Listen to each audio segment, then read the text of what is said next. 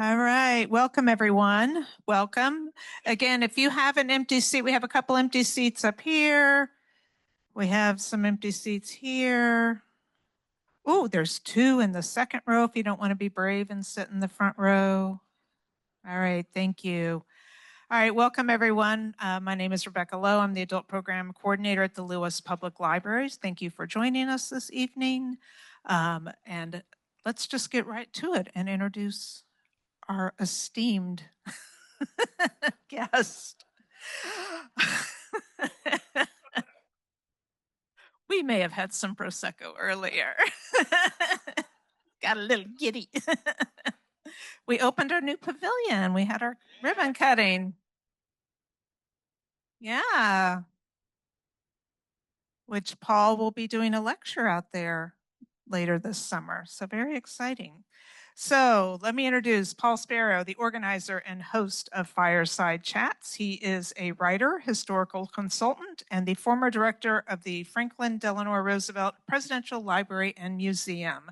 Before moving to the FDR Library, he was the deputy director and senior vice president at the Newseum in Washington, D.C. He is the author of the book Awakening the Spirit of America, FDR's War of Words with Charles Lindbergh and the Battle to Save Democracy. And with that, I'm going to turn it over to you. Thank you, Rebecca. A round of applause for Rebecca and for all the amazing staff and board here at the library. If you've seen that pavilion, it's fabulous. The first event, I think, is in 2 weeks, right? June 11th. It's classical music, it's chamber music. The event I'll be doing is at the end of July on the genius of Rodgers and Hammerstein, which is a little different in tonality than today's presentation. Okay, so today is the 80th anniversary of the capture of Shuri Castle, which you see here, which had been the central headquarters of the Japanese military on Okinawa. The remaining Japanese defenders moved to the south part of the island, but 80 years ago, if you think about this battle and what this battle meant, you have to understand where we were sort of in the war and everything else that had happened. But the decision by the Allies to invade and capture Okinawa was a critical part of the plan for the invasion of the Japanese homelands. Allies called it Operation Iceberg, and it was the largest and longest lasting combined forces battle in history. And by combined forces, I mean air, sea, land. It's not as well known as D-Day or even Guadalcanal or Stalingrad, but this is in many ways the most important and certainly the final battle of World War II. So Okinawa is this beautiful little island. It's located in the southern Kyushu region. It is considered one of the 5 main islands of Japan. And as you can see where it is, it's sort of located halfway between Japan and Taiwan. So it's sort of in the middle of the ocean. There's about a dozen or so major islands in this Kyushu region, of which Okinawa is the largest. And the people who live on Okinawa are considered different from the Japanese people who live on the other main islands. They were considered inferior. They were discriminated against, particularly in the earlier eras. And so they were not treated, even though this was considered part of Imperial Japan, they were not treated the same way as Japanese citizens were elsewhere. So after a long campaign in the Pacific, MacArthur, as you know, was sort of coming up from the south. He wanted to go up through the Philippines and use the Philippines as as the base of operations for the invasion of Japan. And Nimitz and the U.S. Navy were coming across doing this island hopping routine to get closer and closer to the mainland. They just finished taking Iwo Jima, which gave them an airfield closer in and allowed them to launch this operation. And then essentially all of the resources, all of the naval resources of the entire Pacific were focused on Okinawa. They had created a new army, the 10th Army. And so this invasion was important because it was only about 100, Okinawa was only about 140 miles away from the southern tip of the Japanese homeland. So it really puts their bombers within range, etc. The overall command of the operation was Chester Nimitz on the right, and he brought in his closest ally and extremely competent naval commander, Admiral Spruance. There were more than 1,500 ships and 350,000 sailors. Big operation. So on April 1st, 1945, April Fool's Day, Easter Sunday, if you can believe it, Easter Sunday, more than 60,000 soldiers and Marines of this U.S. 10th Army stormed ashore at Okinawa. And what's really interesting about this is the total Allied ground forces eventually numbered about 150,000. But the 10th Army was unusual in that it consisted of the 24th Army Corps and the 3rd Marine Amphibious Corps. Now, it was very unusual for Marines and Army men to operate under the same command, right? They didn't like each other. And so this was a part of what made this operation so unusual is you had Marines and Army under the same land commander and all under the Navy commander. So it was pretty unusual. All the ground forces were under the command of Brigadier General Simon Bolivar Buckman. You gotta love his name. And he was actually a very interesting figure, and we'll talk a little bit more about him towards the end. So this massive landing happens, and you know the guys in the first boats, the landing craft, as they hit the beach. I mean, they're just a lot of these guys were veterans. They had landed on half a dozen other islands. They knew what to expect. Just deadly. They were expecting 80% casualties on the first wave. Nothing happens. Front ramps drop. They walk onto the beach. No fire, no mortar shells, nothing. No resistance at all. So they're like, all right, you know, okay with me.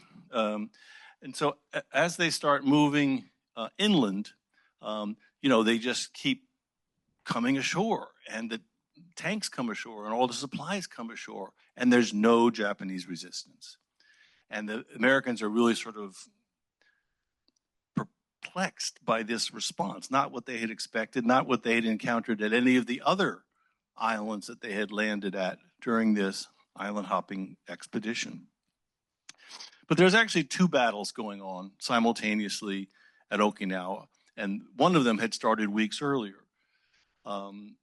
So when the soldiers first land, their 5-day goal was to take these two air bases very near where they landed. And they took the air bases like 5 hours after they landed. And again, there was essentially no resistance, which was very surprising to everyone. Anyway, so while this land battle is happening, there's this extraordinary naval conflict that's going on that had started before the landings actually happened.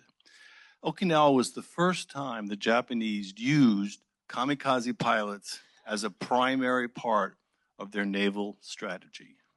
So they had started using kamikaze pilots at the Battle for the Gulf of Leyte, but this was the first time that they were essentially their primary naval attack technology. And they were incredibly effective. So the naval ships were used both to provide close air support from planes off the aircraft carriers, and the battleships would provide essentially offshore artillery, and then the destroyers and things could get in real up close to provide close support.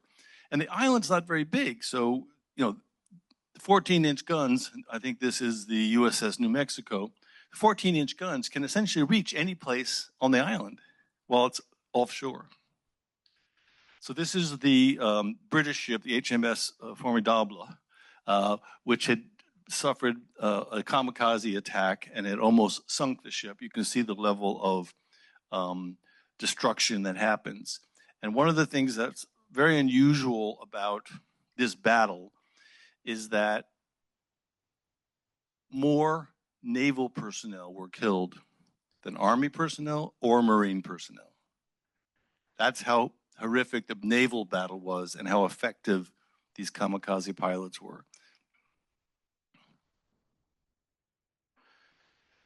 So one other thing that made this 10th Air Force unusual, 10th Army Corps, was that they had their own Air Force. So normally, the Marines had their planes, and the Navy pilots had their planes, and the Army had their planes, and none of them talked to each other. In this case, all of those three services combined their air forces under the same solitary command. And so there was a massive, I think it was 3,000 airplanes were involved in this, a mixture of Marine, Naval, and Army Air Force, all working closely together. Now, a lot of the carrier-based planes were used to stop the kamikaze pilots and to stop the other Japanese air attacks because they were inflicting so much damage.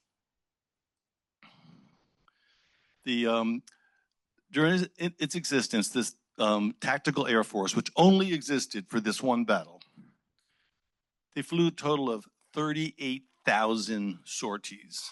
That means a plane took off and either landed or was shot down. 38,000.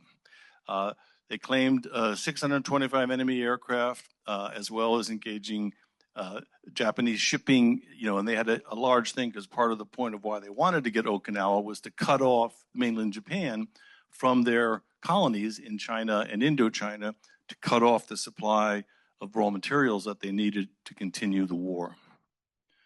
The invasion was supported by a fleet consisting of 18 battleships, 27 cruisers, 177 destroyers, 39 aircraft carriers, 11 of which were full fleet carriers.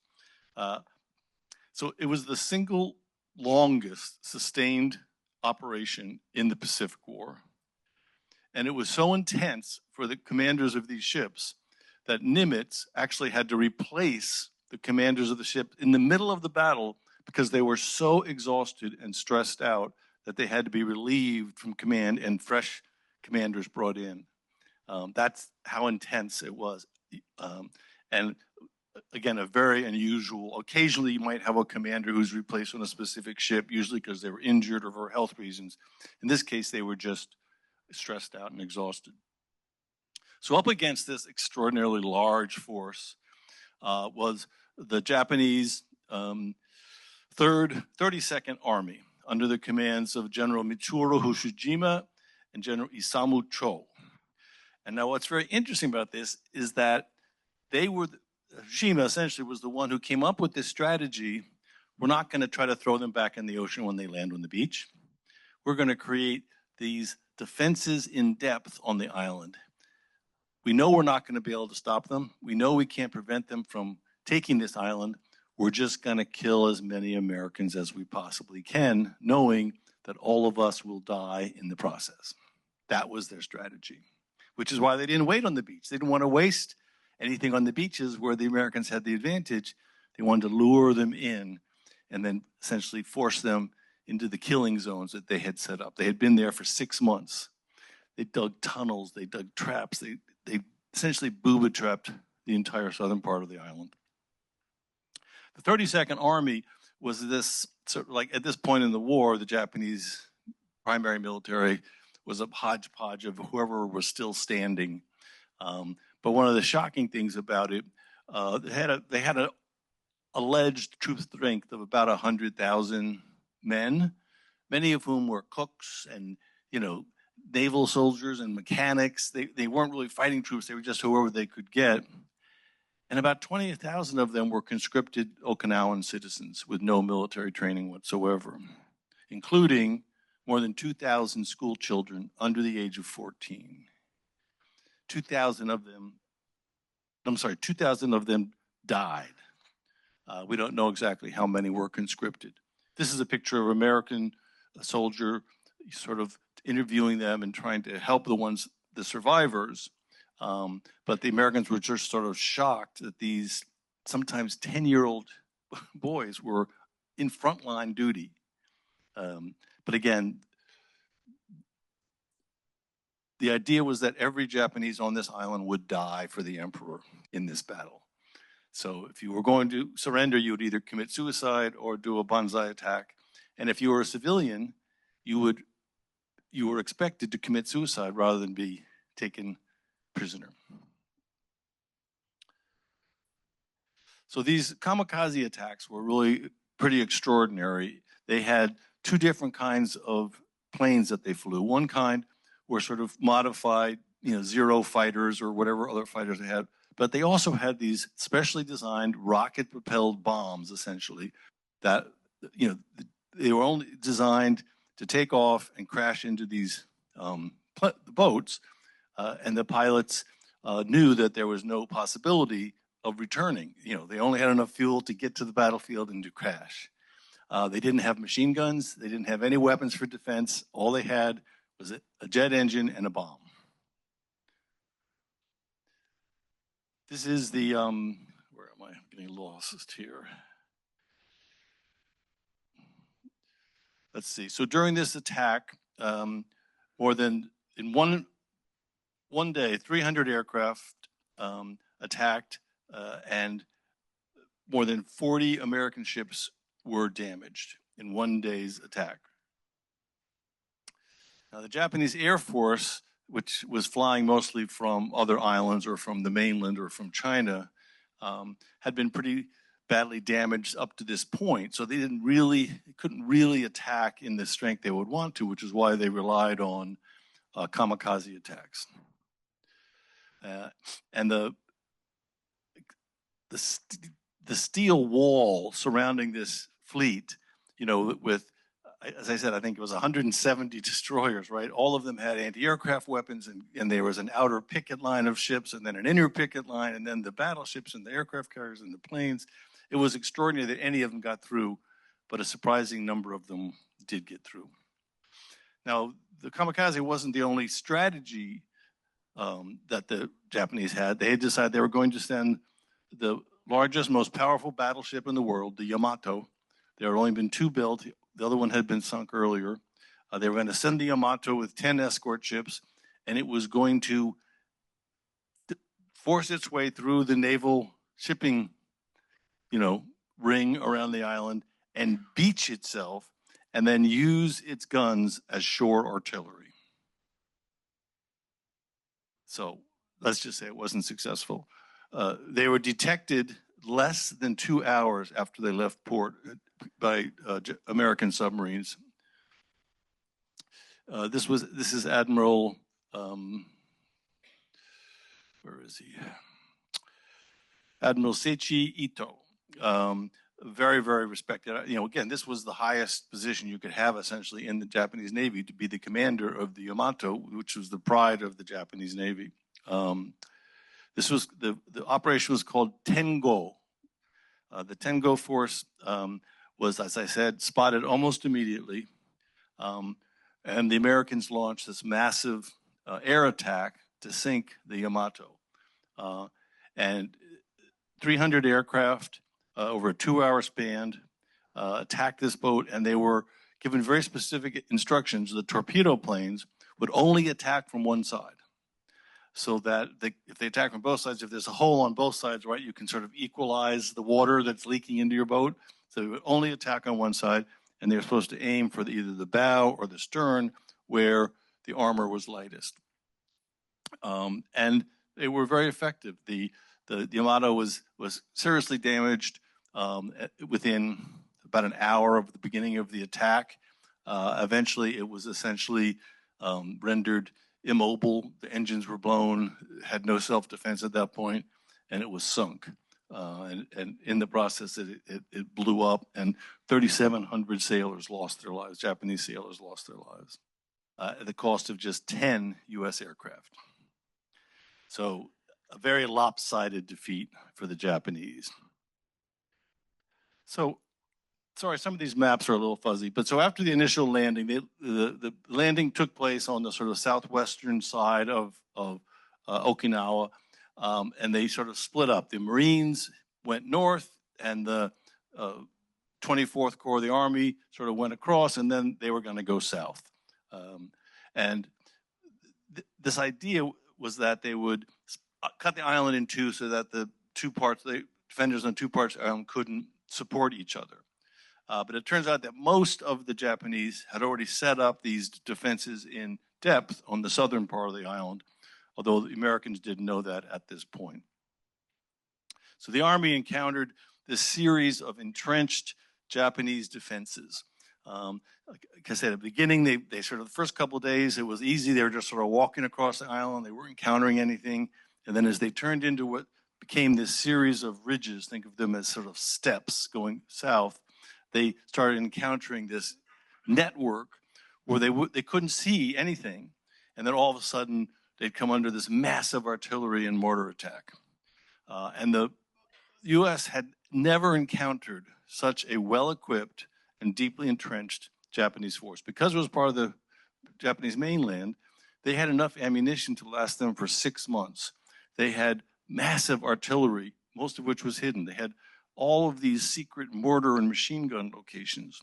So for the Army, they're constantly being attacked from every direction they could go. There would literally be days where they would not even make 1 meter of progress because the defense is so severe. And of course, the terrain, everything about the terrain on Okinawa favors the defending army. The topography of these sort of open fields with these ridge lines, and if you're trying to get through these ridge lines and you're on the open field, and they've dug all these tunnels in there, observer planes and forward observers, they can't see the Japanese. And the Japanese would try to hide on the backside of these hills. So it was really very much favoring the defenders. Also, they had built these pillboxes all throughout these defending areas that are connected by hidden tunnels. And the Okinawans, I couldn't get a really great picture of it. Their tradition was that they had these stone tombs built on the sides of these ridges where their ancestors would be buried that they would use. And these were essentially like bomb shelters scattered throughout the whole part of the southern part of the island. So in addition to what the Japanese military was able to construct, there was this whole network of these tombs, often in very strategic places, not for military reasons, but for religious reasons. So this is sort of an example. Imagine that the Americans are coming from the far side towards us in this picture. So the Japanese would set up their artillery and the mortar on this side of that hill, making them completely invisible. They'd have spotters on the ridge. They would zero the artillery in on exactly where the American military was and create devastating losses. And then if the Americans did reach the ridge line, there'd be hundreds of Japanese just on the other side of the ridge line. And as soon as they got to the top, they would counterattack. You know, the Americans would think, oh, we've reached the top of the hill, but they haven't even started the fight yet. So they would take the crest and then they'd be driven back and they would take the crest because, again, the Japanese strategy, kill as many Americans as we can. We're going to lose this hill, it doesn't matter. Just kill as many as we can. So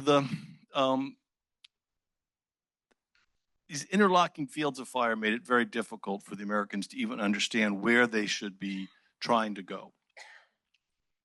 And the Army's 24th Corps, which was this corps that's heading south, knew that they had to try to break through these ridges. I'm sorry if you can't read this, but if you sort of see the dotted lines that are going across it, imagine these are defensive ridges that run all the way across the island. And so they start with the one the furthest north as the Americans are attacking, and then when the Americans finally overrun those, they move back to the one behind it. And so you have Pinnacle and Cactus Ridge and Tombstone, each battle for just maybe 100 yards of territory, resulting in huge casualties. And then right across the middle, I'm not sure if you can see it or not, where it says Kakuzu Ridge, this became one of the most intense battles of the war that just went back and forth because of the elevation of the ridge, because of the way the Japanese had dug in, and because the Americans had not figured out how to fight this battle yet. So on April 8th, the Army pulls up to this Kakazu Ridge, and it doesn't look like much, right? It's not that much. You know, it's maybe 400 feet high, maybe 1,500 feet long. It doesn't look like something that would be that difficult to scale, unlike some of the bridges we'll talk about in a minute. But if you see that white line, that's the path the soldiers had to take to get to the top. So it can be fired on from any one of many different directions. And they only had sort of one path up. They couldn't just all charge up. So they're going up essentially in single file in the face of this extremely intense artillery, mortar, and machine gun fire. So on April 12th, the beleaguered Japanese get this great morale boost. FDR dies. And the Americans are very demoralized at this point. The Army is particularly, the Marines are having an easier time up north. But it's just a grueling, grueling battle. And all they can think of is every success they have means only that we're going to have an even harder fight tomorrow. Now, the Japanese are suffering just horrific losses. So, let me see, I think it was, so we're on April 13th, right? So this battle has been going on only less than 2 weeks. In the one battle for Kakuzu Ridge, the Japanese lost 5,700 troops killed. By comparison, only 451 American troops were killed.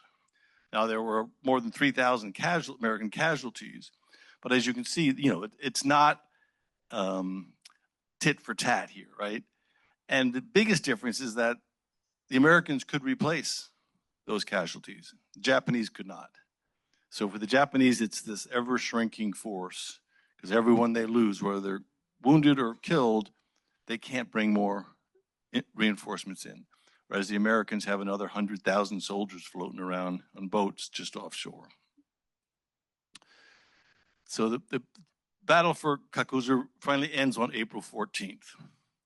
Now, during this time, this is one of the sort of better maps of Okinawa. You can see where all the little black squares are on the left. That's sort of where the invasion happened, and then the Army 24th Corps is going south, and the Marines are going north. And the Marines have it pretty easy until they get up to Matubu Peninsula, which is up on the left there, the one that juts out. And that also turns into one of these horrific battles. There's a sort of a mountain in the middle of this peninsula with the same sort of entrenched warfare. But the Marines are not having nearly as much difficulty, mainly because that northern part of the island is fairly wild, not a lot of population, and the Japanese forces up there weren't nearly as entrenched.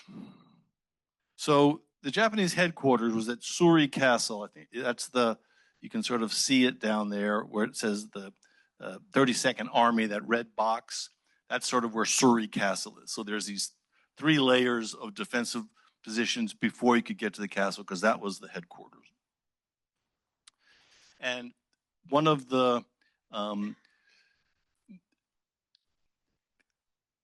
geological features, I'll call it, this is called an escarpment, which means a steep slope in front of a fortification or a long cliff. And the Madida escarpment was both. The American GIs who faced it had their own name, Hacksaw Ridge. Now, on April 26, 1945, Company G, 381st Infantry approached Hacksaw against no opposition until they climbed to the top and encountered a series of concrete pillboxes and massive counterattack. So Hacksaw Ridge was obviously riddled with caves like all the rest of them. You can see this picture here. It gives you some sense of what you're trying to do when you've got people hiding in these caves. You never know which hole they're going to pop out of. Now, this battle is one of the most famous in the war because of the film Hacksaw Ridge. Raise your hand if you saw Hacksaw Ridge. Right, pretty grueling movie. It tells the story of Corporal Desmond Doss, who was a medic, a conscientious objector and a medic in the 2nd Platoon, Company B, 1st Battalion, 307th Infantry, 77th Infantry Division. And you can see him here, standing on the top of the cliff that his unit had to climb to get up to the top. He is credited with saving somewhere between 50 and 100 wounded soldiers who were on the top of the cliff that he lowered down by rope while under intense enemy fire. He spent several nights up on the top of the cliff searching out for wounded Americans to lower them down to safety. He was awarded the Congressional Medal of Honor by President Truman. And it's one of those stories, if you see the movie, obviously most of the soldiers treated him very badly. They considered him a coward and chicken because he wouldn't carry a rifle. And by the end of this battle, he was one of the most famous and respected men in the entire war. There's another very powerful film. I don't know if any of you have ever seen the HBO Max miniseries called The Pacific. It's made by the same people who did the Band of Brothers miniseries. Episode 9 of The Pacific looks at Okinawa, and it's probably the most realistic, gruesome depiction of what Okinawa really was like, certainly that I've ever seen. So, as if it's not bad enough, on the early morning hours of May 2nd, it started to rain, and it rained and it rained. The monsoon season had arrived, which was something that, although the American military planners claim they had anticipated, they clearly had not anticipated. It essentially shut down all mechanized movement. There was mud in places so deep that it would swallow soldiers whole. I mean, you would sink down 6 feet. And if someone didn't come along with a rope or something to pull you out, you couldn't get out because the ground was so saturated. Even bulldozers, you can see the status of the Jeep there. You can't move mechanized infantry in this kind of conditions. Even the tanks were essentially useless. So this did two things. One is that it actually gave a break in the fighting, but it made the lives of the soldiers much, much worse. I mean, the mud was everywhere. Boots, underwear, hair, car, ears, noses, food, sealed cigarette packets, weapons, wounds, anything you can imagine, there was mud. And there was no running water. They couldn't just jump in the shower, right? I mean, they were stuck in this mud for days on end. And it was really psychologically devastating for the soldiers who were already traumatized by the horror of the battles themselves. Psychological casualties were the highest in Okinawa of any battle in the entire Second World War for Allied soldiers. And the psychological damage wasn't just for the grunts on the ground, it was for the sailors as well, because they were being traumatized by these kamikaze attacks. So it was, at this point, it's really a very debilitated American force, knowing that no matter how many people die today, no matter how far we go, it's going to be worse tomorrow. So at this point, they bring the Marines down from the north, and the Marines join in this battle. So you have the Army 24th Corps on the west side of the island. Now you have the Marine 7th Amphibious Division on the right side of the island, and they're trying to go through and get around these lines of defense. I won't go through every one because it's the same story essentially over and over again. But one of the things that they discovered was that there was one effective tool for use against the entrenched Japanese, and that was napalm tanks, which could fire, flaming napalm hundreds of yards and penetrate down into these caves and into this tunnel system. But it was a pretty horrific way to fight a war, especially for the soldiers when they had to go in afterwards and clear out these tunnels. But they did allow suddenly that the Americans had a viable tool if they could get it close enough to the front line. Between the mud and the terrain, it was sometimes difficult to get those tanks where you needed them to be. So May 8th, the war ends in Europe. So now, although this was a celebratory moment in Europe and in the United States, for the poor grunts in Okinawa, it didn't make any difference because, yes, eventually this means the entire force of the combined Allied military might would be applied to Japan. It was going to take months for any of those people to come from Europe and relieve them. So the fight went on. So this is Sugarloaf. This is Sugarloaf. How many of you skied at Sugarloaf? Did you know it looked like this at one point? Sorry, I shouldn't make jokes about this, but again, a relatively unremarkable hill. So the Marine Division had to attack this little hill. And it was the same exact situation that the Army had been facing, where you have hidden artillery, you get to the top, you're pushed back, you get to the top, you're pushed back. Taking this little hill cost the Marine Division over 3,000 casualties just to take this little hill, because it was part of this defensive line before you got to Shuri Castle. The nature of these hillsides, where you had these narrow ravines that would sort of cut through these cliffs, made it particularly difficult to get tanks in there. But also, and there's a scene of this in the TV series, The Pacific, where the Japanese would use the civilians as human shields. And they would they would force them down the mountain, sometimes strapped with explosives. Sometimes they would just put them in front of the soldiers, and the soldiers would be behind them.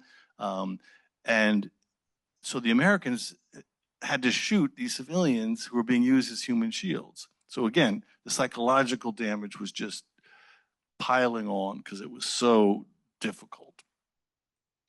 So then you can see here where Hacksaw Ridge is in Kakuru, and you see where Shuri Castle is now. So at a certain point, they've finally made it through these 3 layers of defensive positions, taking terrible casualties, and they're now approaching the Japanese headquarters, which had been their target all along. And if you look to the left there, you can see the city of Naha. That's essentially the capital of Okinawa. That was the only significant city. It had an air base there. So the Americans were able to capture Naha, and then they go to, this is the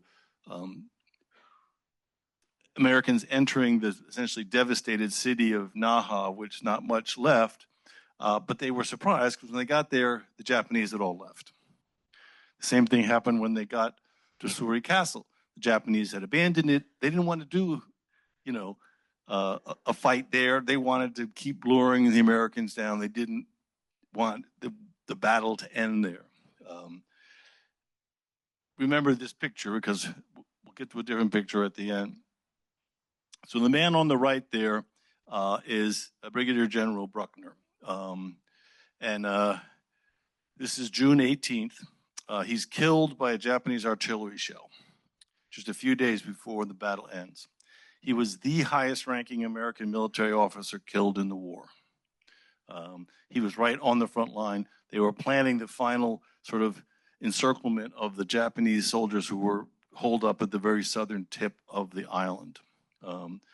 But perhaps the most famous casualty of Okinawa, he's planning this amphibious assault on the southern end of the island. This is a sculpture by an Okinawan sculptor, Kinjo Manuro. I know it looks like, this is real life, but this is a sculpture which was done to try to capture the horror of the mud, of the civilians committing suicide, of what it was like. And it's part of the National Museum that was built there, the National Peace Museum. But some of the pictures are so graphic I can't show them to you, the real pictures. So this will have to sort of not give you nightmares, hopefully. Anyway, so Bruckner is killed on June 18th, but the most famous casualty was Ernie Pyle. Ernie Pyle was the most beloved war correspondent. He had been there with the grunts in North Africa, in Sicily, and Italy. He was there for D-Day. He suffered a nervous breakdown. He had to come back to the United States and recover, but he went and wanted to be in Okinawa for this final battle. He was killed. The troops loved him because, as he said, he wrote the war from the grunt's eye view, right? And so he told their story. As President Truman said, no man in the war has so well told the story of the American fighting man as American fighting men wanted it told. He deserves the gratitude of all of our countrymen. So he was killed by burst of machine gun fire while traveling with some officers in an area that had been declared cleared, because there was never an area that was declared clear that was actually clear. And the soldiers put up this monument to him. And, it says a lot about, the press is often not well liked by service personnel when they cover the wars, but in this case, he really was a beloved figure. So the last remnants of the Japanese army are holed up in this very remote area of southern Okinawa. And on April 21st, General Ushima and General Sho commit suicide. They encourage all of their soldiers to commit suicide. The battle is over on June 22nd.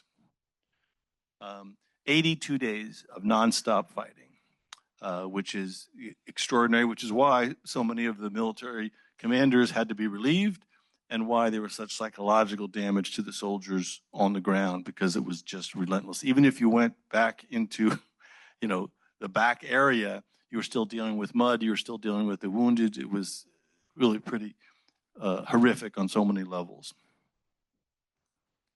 So this is the Okinawa Prefectural Peace Memorial Museum. Now, the population of Okinawa before the battle was somewhere between 300 and 400,000 people, and there were probably 100,000 Japanese military there. They list 242,000 names, including 149,000 Okinawans, 40,000 of whom were forced to fight, as victims of the Battle of Okinawa. That gives you some sense of the scale. And again, Okinawa is the size of Los Angeles. I mean, it's not a large island. And what was very unusual about this battle was the only battle in the Pacific where a large number of Japanese were either captured or surrendered. Often because they had run out of ammunition, they didn't have grenades, didn't have anything. Often they didn't even have knives, and so they couldn't commit suicide, or they were in such a state of shock or starvation. They had essentially no supplies for an extended period, and many of them were severely malnourished by the time the Americans got hold of them. But 16,000 Japanese regulars and Okinawan conscripts were surrendered or captured. And the Japanese had done this massive brainwashing campaign to the civilian population, telling them that if the Americans come, they're rapists, they're murderers, they'll torture you. It's better to jump off a cliff and throw your child off a cliff than be captured. But of course, the Okinawans, when they came in contact with the Americans gave them medical aid, they helped them, and so there was this real disconnect between what they had been convinced was going to be this horror, when in fact, the Americans treated them much, much better than their Japanese soldiers had. This is the American graveyard. There were 49,000 American casualties total, 14,000 killed. And I think I said this before, the U.S. Navy's dead exceeded the wounded, and there were 4,907 naval personnel killed and 4,874 wounded. It's very unusual in any battle scenario for more people to be killed than wounded. And it just goes to show the intensity of what was happening on the water, because, if a kamikaze plane hits, if you're in the impact zone, you're dead. You don't get wounded, you're just killed instantly. The psychological toll was enormous. And the fighting force was essentially declared non-operational at the end of this battle. Of course, they're already planning now for the invasion of Japan, right? In which the military commanders are saying there will be a minimum of 1 million casualties. There's perhaps as many as 500,000 American soldiers killed if we try to invade and take the mainland Japanese islands. So the planning was going on. But President Truman knew that he might have an option. So this extent of this loss and the horror of the battle, how ferocious and fanatical the Japanese were when it came to protecting their homeland. They had been extremely effective fighters when they were defending the islands that they had captured, but now it was their homeland. And the Americans knew that this was going to be the worst fight ever.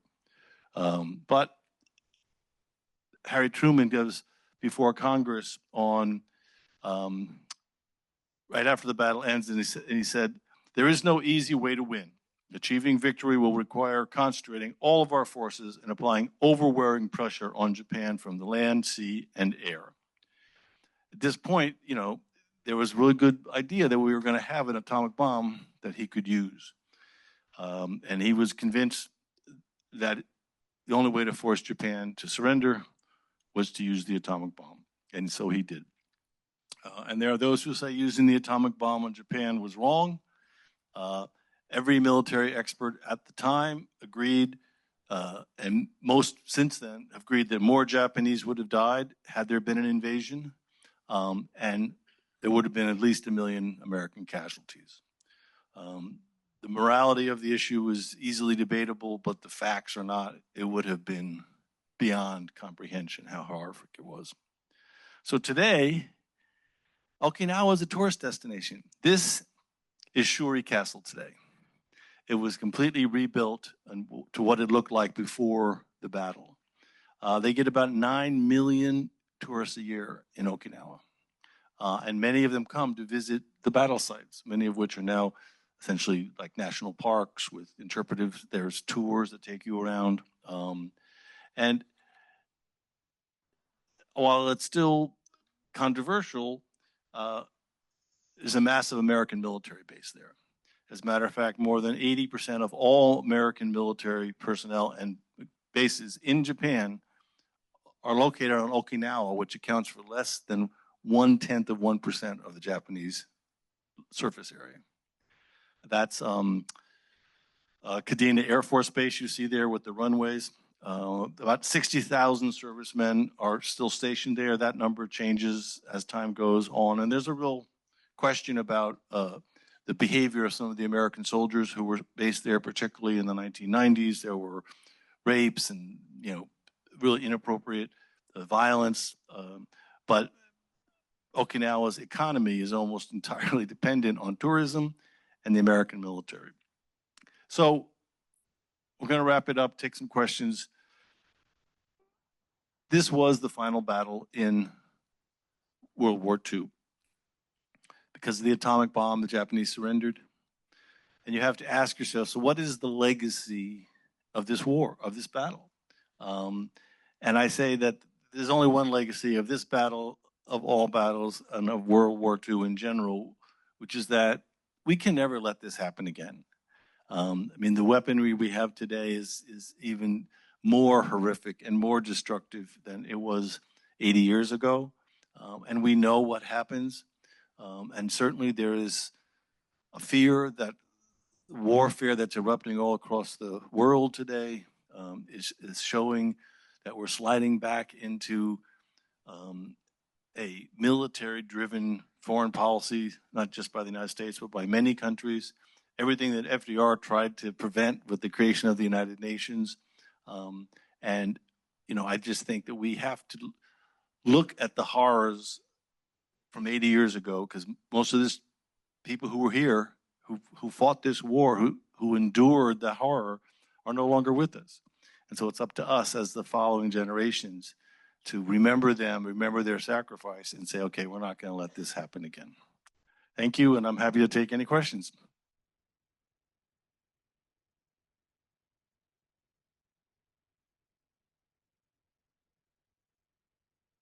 All right, folks. So you need to ask the question into the mic so the people at home can hear you.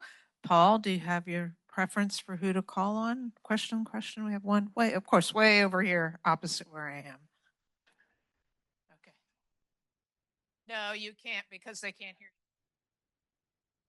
you. Well, I talked with a military veteran about 30 years ago in Florida, et cetera. But his response to what at the time was becoming really in psychotherapy. You just gotta suck it up. Now, I don't say that to criticize him. I ask that how pervasive was there a word like psychotherapy that would not be considered a cowardice word? So, do you have any info? Combat fatigue is what they called it in World War II. Shell shock is what they called it in World War I. Combat fatigue is what they called it in World War II. There was a certain stigma to being taken off the line because of a breakdown. There were punishments for people who were suspected of faking it. A lot of times they would come off the battlefield, they'd be badly wounded, they'd be in a hospital, and the idea was we're going to patch you up and then we're going to send you back. And so for a lot of the soldiers who had experienced the worst of Okinawa, they were like, no, I don't care. You can put me in prison for the rest of my life. I'm not going back out there. So that they didn't have what we would today considered a healthy response to the reality of the psychological trauma these men had suffered. Like you said, suck it up. We'll patch up your wounds. Yeah, we'll give you some pills. Now get back out there. And so that, in many cases, just aggravated the psychological damage. There were suicides, but there was a growing field of study within the military and certainly outside the military that was trying to force the military to accept this because there had been similar traumas that they saw in Europe, particularly during the Battle of the Bulge, where it was similarly horrific conditions, freezing temperatures, no food, surrounded, terrible, weeks on end under constant combat. And the treatments that they were being given, send them back to London for 2 days, he'll be fine, and so they would get drunk and come back, and that was supposed to solve their problems.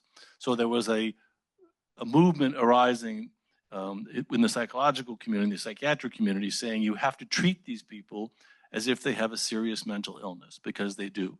Now, the term post-traumatic stress syndrome really doesn't emerge in the literature until the 1970s after Vietnam. But it's partly because the medical community that had been stressing this during World War II and then again during the Korean War had finally risen to a point where they had the authority to force the military to acknowledge this. There were a lot of lawsuits too, forcing the military to pay for the psychological counseling for these veterans. Of course, the military wanted to resist that as strongly as they could. I think today we have a much better system, but I don't think society fully understands the trauma, and we've seen this over and over again from soldiers who served in the Middle East, the concussive brain damage that's done from IEDs. And so a soldier may be in a Humvee and an IED goes off and he's not physically injured on the outside, but he's got giant bruises on his brain. And so even getting the military to acknowledge that has been a challenge. But I do think you're right. The initial response was tough it up.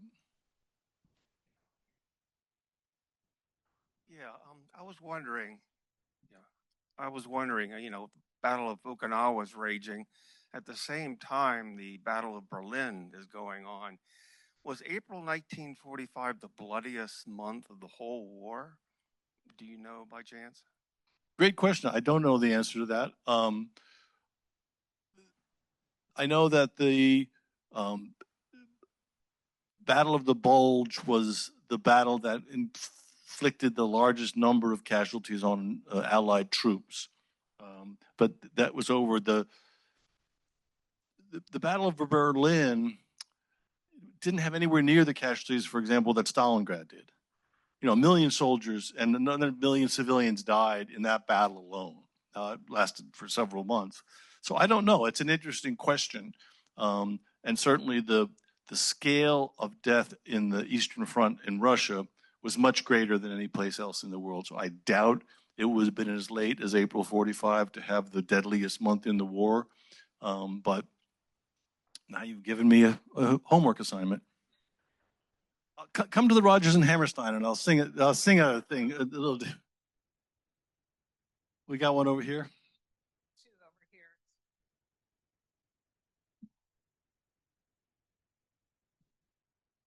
So you mentioned how the Okinawans feel about the present state with that big airfield there. Has their feelings changed given that the Japanese-Chinese relationship is not so cheery, having that big American presence there? Great question. Did it happen in 1945? If not, I have no idea. You know, my whole knowledge base basically stops at 1950. Not to be facetious, I really don't know. I mean, there certainly has been a significant change in Japanese public opinion regarding American military presence as China has flexed its muscle there. But there's also been a reaction to President Trump. So where we end up with that, I don't know. Sorry. I wish I could answer that. We have one over here, another one over here, and then did I see a hand over there?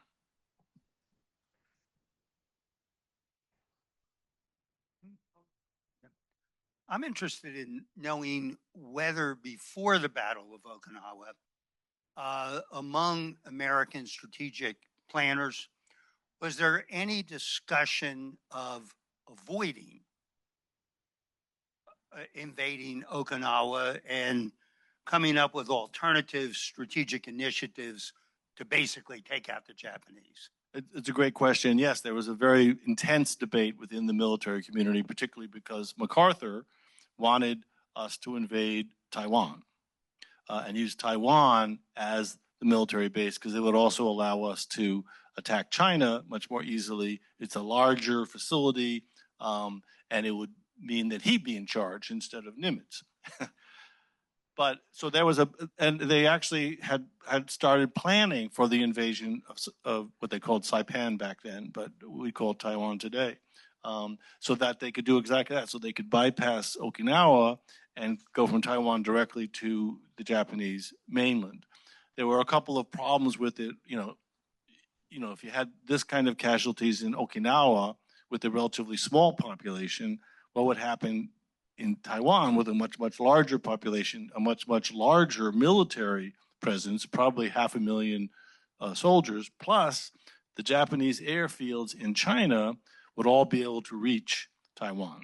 And so the decision was that the Americans had a better chance of minimizing their casualties.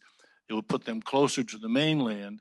And so Okinawa was the final decision was Okinawa is a better determination for us. But yes, there was an intense debate that went on for an extended period of time. It actually delayed the invasion of Okinawa.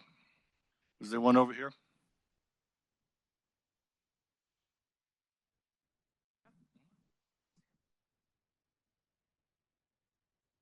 So I was interested to learn that napalm was used so early on. And I think this battle and the other island battles before really marked a shift in strategic priorities and the change of warfare, right? So naval bombardment was no longer as effective and aerial supremacy was really raised. So I guess any other sort of learnings from this that were taken into future wars like the Korean or Vietnamese War? It's a great question.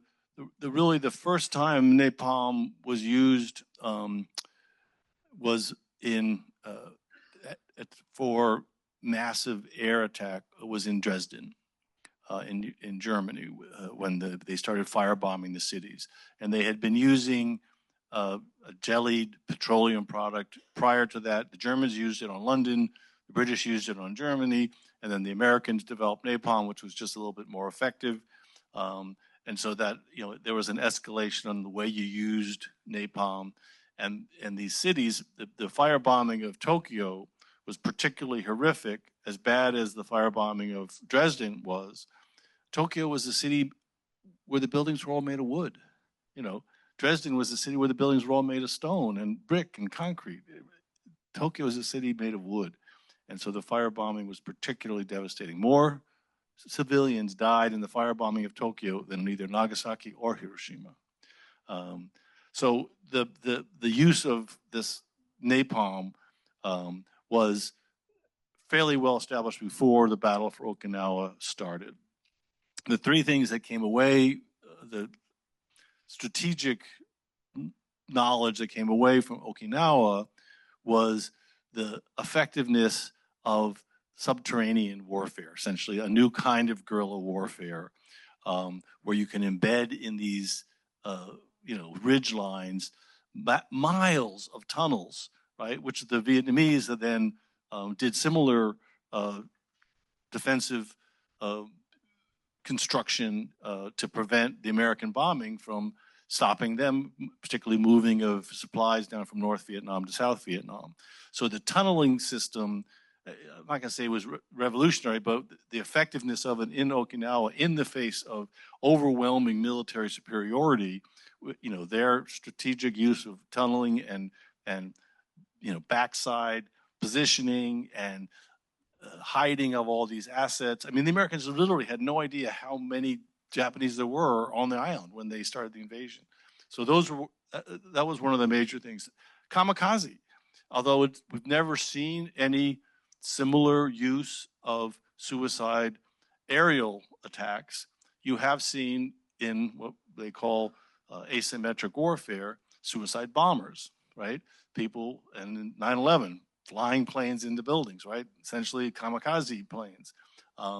And the effectiveness of that led to a lot of new defensive measures on naval ships.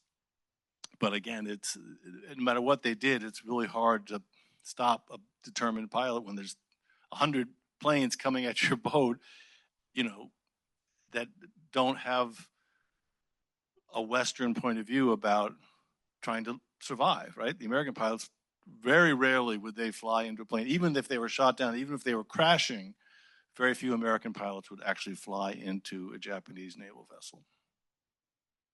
Okay, we have time for one more, if it's quick.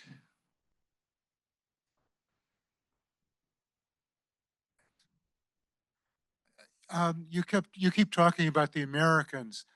Did we have any allies fighting along with us in the island wars? The British sent a naval fleet. Once the war in Europe ended, or as the war was ending, the British didn't need their naval fleet, so they sent an aircraft carrier. I think I showed a picture of the Formidable, which was hit by kamikaze. They sent several battleships and support groups, and they were part of what they called the picket line, and they were used as a defensive shield. Some of the ships were used in the initial landing for the shore bombardment, but there were no foreign troops on the ground in Okinawa. It was the 24th Army Corps and the 3rd Marine Amphibious Corps. It was all Americans on the ground, which was unusual because Australians and New Zealanders and others had fought in a number of the battles in the South Pacific, but not in Okinawa that I know. I didn't see any references to them anywhere. Do we have one more with the red shirt, and we'll call tonight? Great job, by the way. So in April of 42, we were already bombing the mainland. Were we still bombing the mainland when Okinawa battle took place 3 years later? You mean the Japanese mainland or trying to ban? Oh yes. I mean and the whole point of 42, it was a couple of bombers that took off an aircraft carrier and basically dropped firecrackers on Tokyo. It wasn't much of a bombing attack. But as the American forces moved further and further west in the Pacific and took over airfields on those bases, which was why Guam and Saipan were important, and then why Iwo Jima was so critically important, because that gave us the air base that allowed us to attack Okinawa, right? And so these were now land-based, because you can't fly a B-29 off an aircraft carrier, right? And they were going 1,000 miles to drop these bombs. So it's a 2,000-mile, round trip. So those bases, as we got closer and closer to Japan, became more and more effective. But yeah, they were bombing. They were bombing Tokyo 3 days before they dropped the atomic bomb. So the bombing of the mainland continued. One of the problems they were having with picking targets for the atomic bomb was that basically every military installation in Japan had already been destroyed by the bombing campaign. So yes, they were still bombing through Okinawa and right up to before they dropped the atomic bomb. All right, 6 o'clock. Thank you all for coming.